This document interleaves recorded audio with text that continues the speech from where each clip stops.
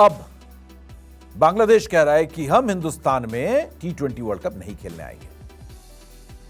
अब मैं दूसरे मुद्दे पे आता हूं। यहां पर अब हिंदुस्तान का स्टैंड क्या होना चाहिए?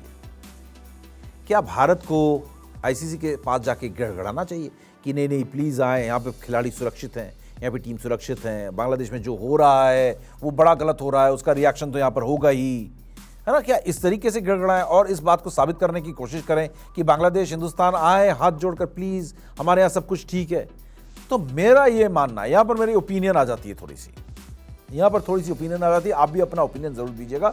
मेरा मानना यह है कि भारत को अब अपनी स्पाइन, रीढ़ की हड्डी कितनी मजबूत है वो दिखाने का टाइम आ गया है बांग्लादेश को। आपने एक मैसेज दे दिया, चलिए मैं मानता हूं कि गलत टाइम पे आपने वो मैसेज दिया है, आप उसको पहले करना चाहिए था, लेकिन अब आपने जो कर दिया सो कर दिया। अब आपको उस डिसीजन को बैक करने का टाइम है। आपने मुस्तफिजुर रहमान को भेज दिया, उसका रिएक्शन यह कि आईपीएल का वहां पर ब्रॉडकास्ट नहीं होगा, ना हो, ठीक है ना, उसका कोई हमें फर्क नहीं पड़ता है। लेकिन वर्ल्ड कप में बांग्लादेश की टीम का वेन्यू चेंज करवाने की डिमांड और इसके अलावा इंडिया में ना खेलने आने की जो बात उन्होंने कही है, उस पर अब हिंदुस्तान को नहीं झुकना चाहिए। कोई हाइब्रिड मॉडल टीम इंडिया को, बीसीसीआई को नहीं बनानी चाहिए, कोई हाइब्रिड मॉडल नहीं। इस बात पर डिस्कशन भी नहीं होनी चाहिए।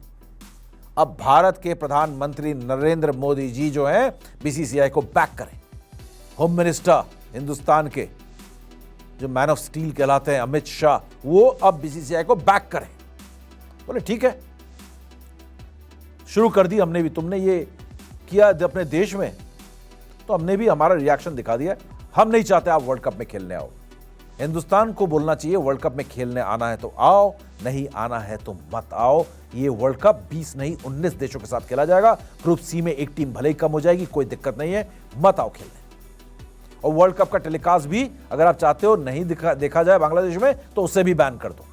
हिंदुस्तान को बहुत ही ज्यादा इस समय कड़क अपनी स्पाइन दिखानी होगी।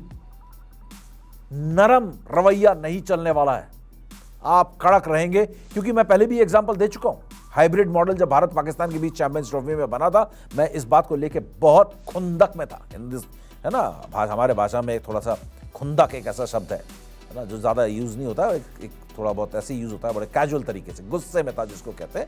मुझे बड़ी इस बात पे खुंदक आई थी कि भाई आप हाइब्रिड मॉडल क्यों कर रहे हो? ओलंपिक्स में मैंने एग्जांपल दिया था ना कि भाई ओलंपिक्स 1980 मॉस्को ओलंपिक्स में कोई भी वेस्टर्न ब्लॉक की कंट्री गई नहीं थी।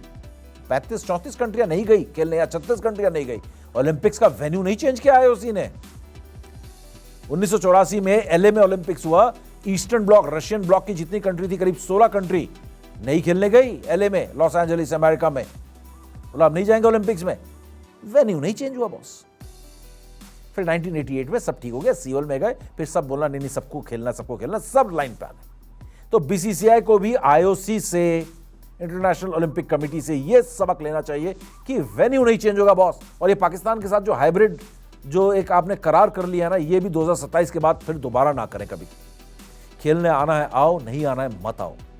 हिंदुस्तान अपनी क्रिकेट जो है इतनी ऊपर लेके जा चुका है कि आपके बिना भी ना सिर्फ सर्वाइव बल्कि थ्राइव भी कर लेगा।